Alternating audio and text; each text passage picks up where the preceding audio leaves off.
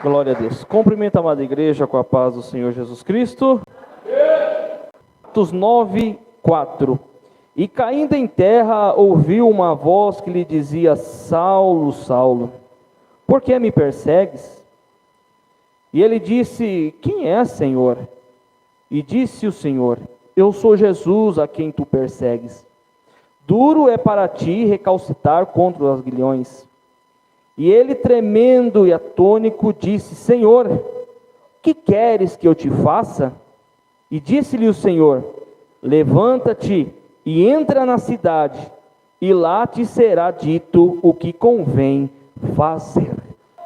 Irmãos, vou ser bem sincero, rápido com os irmãos nesta noite.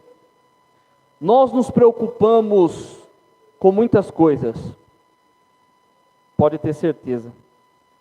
Nos preocupamos com a vida financeira, e não tem para mais, né? A nossa vida sentimental. Temos a preocupação com o futuro, a vida profissional, o que nós vamos fazer, que área que nós vamos atuar. E nós temos todo o cuidado para não errar. Temos, de fato. Nós olhamos a faculdade do sonho, ver se ela tem condição, se ela cabe no nosso bolso. E se não cabe, nós vamos para um plano B, procurar uma bolsa, para ter um desconto, com o objetivo de alcançar uma vida melhor, oferecer algo melhor. E nós lemos aqui a respeito de um homem chamado Saulo, jovem Saulo. No livro de Gálatas, capítulo 1, Paulo vai escrever um pouquinho a respeito do que ele fazia, como era ele diante dos seus amigos, na sociedade. Gálatas 1,14 diz assim: E na minha nação excedia em judaísmo, e muitos da minha idade, sendo extremamente zeloso das tradições de meus pais. Então você via que um rapaz que ele excedia, ele era uma pessoa que com certeza era aquele aluno exemplar na sala de aula, tiravam as boas notas, era aquele homem que quando alguém tinha uma dificuldade, chegava lá: Saulo, vem aqui, Saulo, senta do meu lado aqui, como é que eu faço isso aqui? E ele falava, resolvia o problema, sem ter muita dificuldade. Este homem teve um privilégio que muitos da sua idade, da sua época, não teve, de estudar em uma das melhores faculdades da época, aos pés de um homem chamado Gamaliel. Gamaliel vai aparecer na Bíblia dando poucas palavras, mas vai deixar assim um exemplo que você olhava para ele e via que não era qualquer pessoa, que aquele homem era diferenciado. Então eu imagino os pais de Saulo, a Bíblia não fala muito, investiu pesado, investiu sem dó e colocou Saulo em uma privilegiada escola. Mas os projetos que Deus tinha para Paulo era muito maior. Nós queremos exceder aqui na terra, nós queremos usufruir, buscar conhecimento para concorrer a um cargo, concorrer a uma graduação melhor, e muitas das vezes nós deixamos as coisas de Deus de lado, porque assim, não precisa, primeiro eu preciso estruturar a minha vida financeira, a minha vida profissional, a minha vida sentimental, e nós deixamos os convites do Senhor de lado, para priorizar as coisas dessa vida. Tudo bem, Lucas 14 vai chegar a dizer que um homem fez uma festa, preparou uma festa e disse ao seu servo: vai lá e avisa os convidados que tudo está preparado. Diga para eles que a festa já está preparada e eles podem vir para participar da festa. Quando o servo chega agora, bate na primeira porta e dizendo: ó, a festa já está pronta, o rei convida você para estar na festa. A palavra do Senhor vai nos dizer que ele diz assim: ó, eu comprei ali um pouco de terra e eu preciso ver como é que está essa terra. Diga para o rei me manter como escusado, porque não vai ser necessário, não tenho condições de estar hoje na presença do rei. Irmão, o que tem de gente deixando o convite do Senhor como segundo plano, não está escrito. O servo deixa aquela casa, vai para uma outra. Quando ele chega naquela família, ele diz: ó, a festa está pronta, o rei está convidando para todos sentar à mesa e participar. O homem diz assim: ó, diga ao homem, o moço, que eu não vou poder ir, porque eu comprei ali uns 2 juntas de boi, e eu preciso ver, experimentá-la. Eles também despreza o convite de estar na presença do rei, por causa de propriedade nessa terra. Quando ele chega agora numa próxima casa, a palavra do Senhor vai dizer que também a mesma desculpa: ó, eu casei agora, preciso ir para a lua de mel e não dá para atender o convite. Irmão, é tempo que o Senhor está bradando todo dia, dizendo: a mesa está preparada, o convite está aí. O Senhor chama eu e você para estar na presença do Senhor. Deus fala na palavra, Deus fala no louvor, mas entra aqui e sai ali. Nós não valorizamos a palavra do Senhor, mas o Senhor vai dizer lá em Apocalipse, dizendo: eis que estou à porta e bato, se você ouvir a minha voz, eu abrirei a porta e eu entrarei e cearei com você. O que quer dizer isso? O Senhor está para o lado de fora, e nós estamos do lado de dentro, dizendo: Senhor, abençoa o meu casamento, abençoa os meus projetos, abençoa a minha vida profissional. Mas o Senhor está dizendo: eu estou batendo na porta. Se você quer bênção, abre a porta, deixa Ele entrar na sua vida, deixa Ele fazer os teus projetos ser realizado na sua vida. É isso aí, tudo bem? Paulo tinha os seus projetos, e ele vai dizer o seguinte: ó, eu vou para Damasco, porque o homem que não tem a Deus, que não teme a Deus, ele vai e volta da onde ele quer, do jeito que ele quer e como ele quer. Não tem limite. As pessoas não buscam direção do Senhor, elas tomam decisão sem mesmo antes de consultar ao Senhor. Mas você crê que Deus pode te visitar onde você estiver e mudar o trajetório da tua vida? Tudo bem?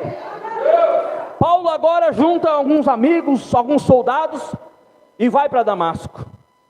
Quando chega em Damasco, aquele homem tão dotado de conhecimento, aquele jovem ainda, posso dizer, tão preparado, com uma graduação, um currículo exemplar, naquele momento, o Senhor mudava sua rota, o seu caminho, para algo muito maior que ele não conhecia.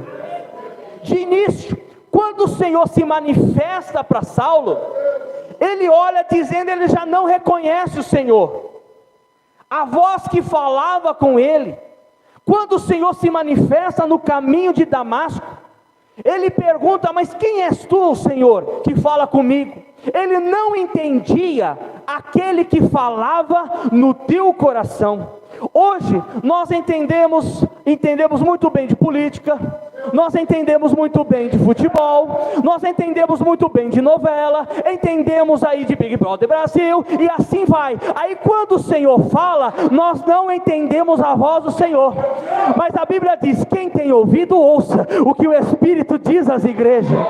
Ele está dizendo, essa igreja que ele está dizendo, é o templo que Paulo vai escrever lá em 1 Coríntios capítulo 3, 16 e 17. Não sabeis vós que sois templo do Espírito Santo, e que o Espírito de Deus habita em vós? O Senhor tem falado com esse templo, é todo dia, é toda hora. Na madrugada Ele te desperta, na madrugada Ele te acorda, para você buscar mais a presença do Senhor. Se amanhã o Senhor requerer de você, e você dizer: mas o Senhor não falou comigo, saiba de uma coisa: é oportunidade para você ouvir a voz do Senhor, é oportunidade para você ouvir aquilo que o Senhor tem a falar nas nossas vidas.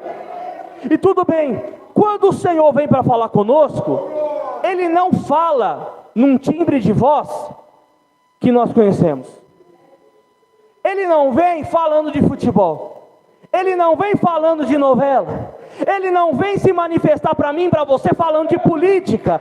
Ele não vem com fofoquinha. Ele vem como um ser superior, falando de uma forma que você nunca ouviu, falando de uma forma como você nunca sentiu. Ele vem se manifestando para mim e para você de uma forma que você para e diz assim: espera um pouquinho, eu conheço aquele timbre, eu conheço a voz aqui, eu conheço aquilo, mas essa voz é diferente, essa voz é diferente, e essa voz quer falar com você aqui nesta noite. Essa voz quer colocar barreiras por terra e te dar condições para você ouvir a voz do Senhor. A primeira coisa que o Senhor faz é revelar a situação de Paulo para ele. É a primeira trabalhar de Deus.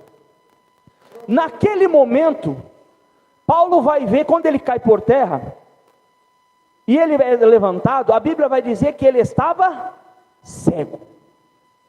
Tem muita gente cega no nosso meio, no século 21, mas ele não percebeu ainda que ele não enxerga. Deixa eu explicar isso aqui para você. Nós vamos para outro estado, nós vamos para outro país, vendemos, compramos, casamos, negociamos, mas aos nossos olhos nós estamos envolvidos, conectados, que nós somos um ser superior ao ponto que nada vai abalar os nossos projetos, que tudo vai bem. Mas quando o Senhor se manifesta numa fração bem pequena, porque ele inicia assim, porque ele já não se revela com a grandeza, porque senão nós não vamos suportar, não vamos aguentar. Aí ele vem numa fração muito pequena e se manifesta a nós, como manifestou para Paulo. Quando ele se manifesta para Paulo, pode ser que Paulo ficou cego naquele momento, mas naquele momento Paulo entendeu que todo conhecimento que ele tinha, toda a graduação que ele tinha, não era nada perto da glória de fração que o Senhor havia se revelado para ele. Deixa eu falar uma coisa para você: nós nos achamos grande, com o doutorado, com o mestrado, com o carro que andamos, com a casa que nós temos, mas quando Deus se manifesta, nós não achamos que nós não somos nada, porque a glória dele é como João diz, que eu diminua e ele cresça na minha vida. Nós precisamos diminuir para que ele possa crescer. O revelado Senhor acaba com a falsidade, acaba com a grandeza, com a vaidade, com o ser superior. Deus nos coloca no devido lugar, para nós sabermos que precisamos dele, que não adianta ter Gamaliel, não adianta ter a faculdade melhor desse mundo, ter os recursos financeiros, é necessário ter a presença do Senhor na minha e na tua vida.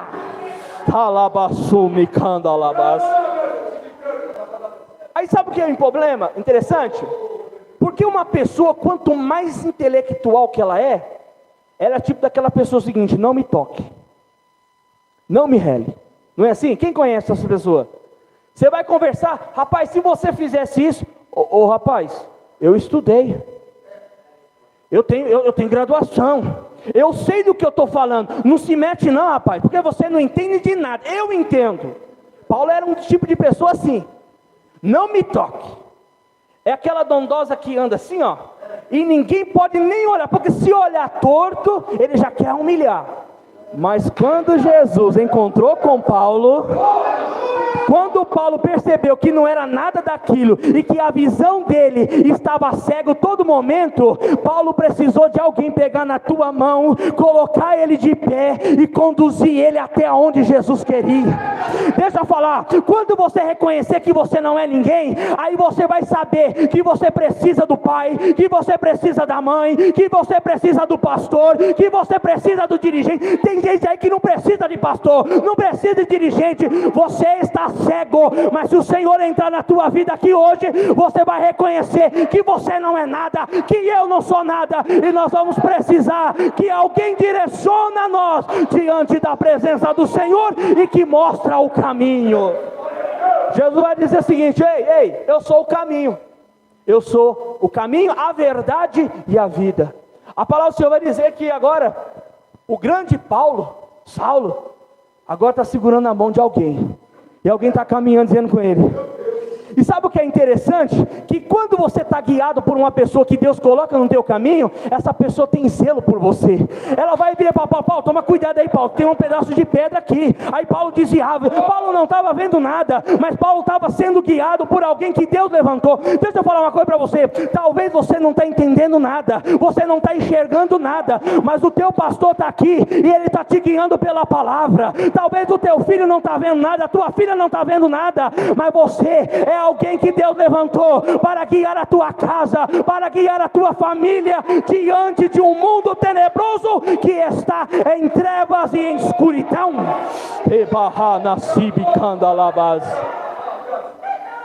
Mas o bom de ter Jesus é que Ele revela, Ele revela a situação que nós temos, que nós somos.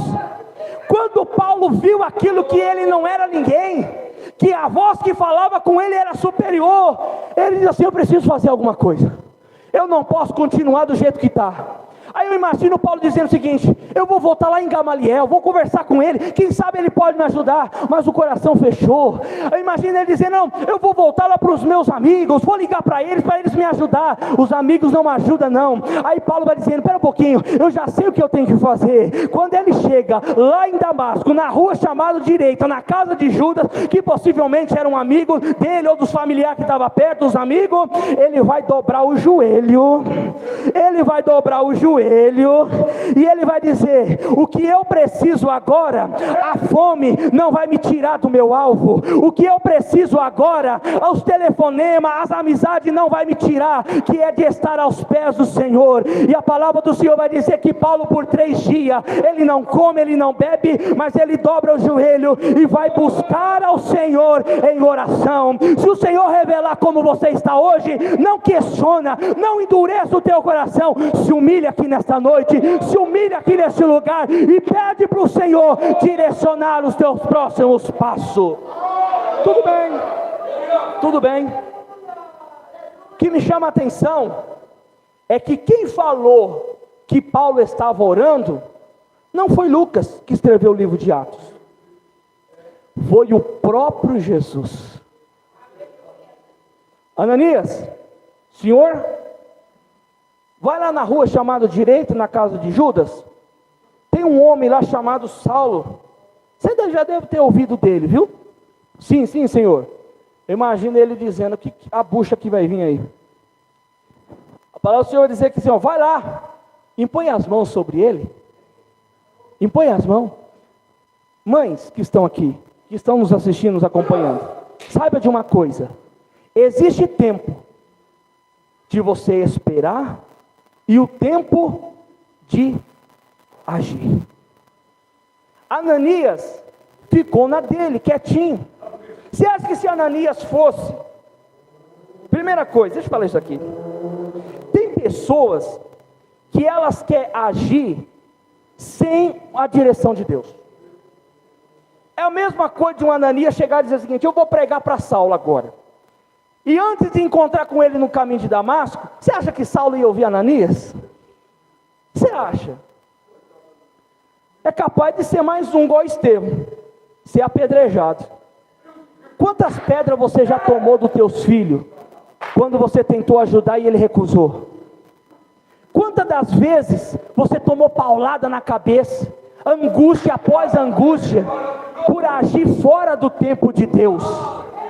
Aí o Senhor diz assim: Ananias, vai lá, impõe as mãos, porque antes de você chegar lá, eu já fui ao encontro dele, eu já domei a fera, e ele está de joelho, buscando a minha presença. Recai. O que é isso? Vai orar, vai buscar. Espera o Senhor trabalhar na fera, espera o Senhor acalmar, amansar a fera. Aí quando o Senhor amansar a fera e te der sinal verde, você vai, mas você não vai sozinho, você vai com a autoridade de Deus, você vai com graça de Deus, para impor as mãos e o Senhor completar a obra. Quando Ananias temeu, antes do Senhor revelar a situação dele, o Senhor diz assim: vai lá, porque ele é para mim um vaso escolhido. Ele para mim é um vaso escolhido. Quando ele falou aquilo, imagina que aquilo confortou o coração de Ananias. Sabe aquele momento que você diz assim, ai, esquece meu filho, esquece a minha filha, marido, esposa. Aí o Senhor chega e diz assim, calma, acalmai-vos, eu estou trabalhando. É como aquele choque no coração de Ananias dizendo, amém, eu posso ir em paz, agora eu posso descansar, porque o Senhor me confortou, que está trabalhando no coração de Saulo. Quando ele chega lá, ele já chega até, caminhando firme. Quando ele chega e diz assim, irmão Saulo, a paz do Senhor, o Senhor me enviou aqui para falar contigo. E a palavra do Senhor vai dizendo que impondo as mãos sobre Saulo, as escamas caíram dos seus olhos e ele recebeu o batismo com o Espírito Santo. Aquilo que era impedimento para Saulo, Deus torna agora em bênção para ele. Ele não via só a lei, ele não contemplava só as coisas dali, mas a tua visão foi muito além do que ele imaginava. Ele começou a ver o Senhor, ele começou a ver coisas, revelações profundas que o Senhor dava para ele, porque ele ouviu a voz do Senhor e não endureceu o teu coração. Foi isso. Mas foi necessário o Senhor abater o grande. Eu não sei a situação que você está vivendo, o que você está passando na tua casa, angústias e angústias, mas deixa o Senhor trabalhar. E não adianta nós chegarmos assim e querer revelar imediatamente as coisas de Deus ao coração. O Senhor vai chegar a dizer para ele o seguinte, diga para Paulo, ele é um vaso escolhido, e ele irá passar, sofrer pelo meu nome. Quando Ananias chegou lá, Ananias ficou com a boquinha, fechadinho. Imagina Ananias pondo a mão dele assim, amém, o fogo caiu, ele falando língua estranha, e Ananias pensando, rapaz, você vai sofrer. O chicote vai estralar para o teu lado, rapaz. Eu não vou te contar nada não, porque deixa Deus trabalhar na sua vida. Talvez você não tenha estrutura para aguentar o que Deus já me revelou com você, mas você vai passar por uns bocados. Paulo levanta, vai pegando a palavra, e o chicote, o chicote de Deus começa. A primeira vez é bem levinho, para ele não assustar muito, mas ele vai começando a sofrer, e ele vai começando a ver que o negócio não era como ele queria. Mas eu gosto de Gálatas, lá no último capítulo, ele vai dizer, eu carrego no meu corpo as marcas de Cristo. As marcas de Cristo. Não adianta você querer revelar para a pessoa o que ela vai passar, o que ela tem que fazer. É o próprio Deus que revela. Paulo agora tem que descer por um cesto, porque estavam querendo matar ele. Tiraram de uma cidade quase morta, apedrejado, paulada. Irmão, você acha que as pauladas vai acabar? Vai não, vai aumentar. Mas você tem um Deus que te guarda. Você tem um Deus que levanta alguém para te ajudar, aonde você estiver, como você estiver, a suportar as lutas e as dificuldades. Aí depois de tudo isso, você vê um Paulo dizendo o seguinte, porque eu recebi do Senhor o que vos ensinei. Ele está dizendo, tudo que eu sou, tudo que eu recebi, tudo que eu tenho, não é de homem. Enquanto de encontrar com Jesus, imagina ele se gabando, né? Eu aprendi com Gamaliel. Porque é assim, né? Nós se gabamos, eu estudei na faculdade tal, eu tenho um cargo na igreja, eu sou isso, eu sou aquilo. Mas quando nós encontramos com Jesus, nada disso adianta para nós. Tudo que você vai fazer, alguém olha para você dizendo, irmão, foi uma bênção. Ele, glorificado seja o nome do Senhor. Nós atribuímos tudo ao Senhor, não é nada para nós. Quando alguém ia chegar para Paulo, até o apóstolo Pedro, o João, acho que é Pedro, que vai engrandecer Paulo, dizendo, não, com uma fala sofisticada, uma forma exemplar, com conhecimento elevado, Pedro vai dizer isso. Mas quando você ia conversar com Paulo, dava prazer de ouvir ele, porque ele não deixava a grandeza sobressair, mas era o poder de Deus na vida dele, em todos os momentos. Talvez você esteja vendo até demais, vendo o que ninguém está vendo. Que bom. Mas será que você está vendo aquilo que o Senhor quer que você veja? Será que você tem olhos? Se não tiver, é noite de você submeter alguém. Não adianta a gente querer pregar para alguém, irmão, ser humilde. Não vai adiantar. Não vai adiantar. Você chegar a dizer, filho, muda. com essa arrogância não vai a lugar nenhum, com essa soberba você não vai a lugar nenhum. Não adianta. É necessário o Senhor revelar no coração. Quando Deus revela, tudo cai por terra. E o Senhor tem liberdade para trabalhar. Amém? Toda a igreja de pé.